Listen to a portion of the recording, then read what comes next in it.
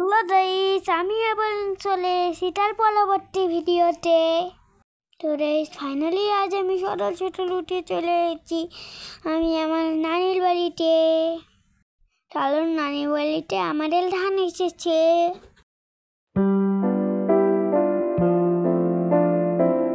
প্রিয় গাইস, এখন আমি এই ধান দুনাতে নাবো। আমি যেহেতু ছোট, আমি তো মেশিনে ধান ঝালতে পারবো না। আমার আব্বু আমাকে ঝালতেও দেবে না। তো আমি এখানে ধান দোনা পাটিল সাহায্যে ঠেনাবো।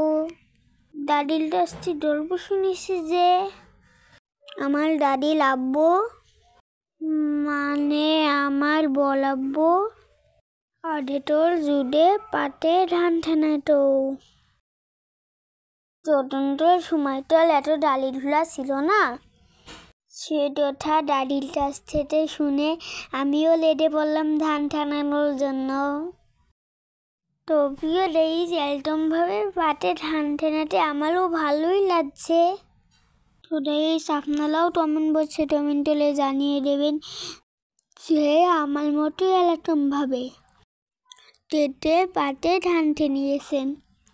আর যদি আপনাদের এই ভিডিওটা ভালো লেগে থাকে তাহলে একটা লাইক দেবেন। সবাই ভালো থাকবেন। আসসালামু আলাইকুম।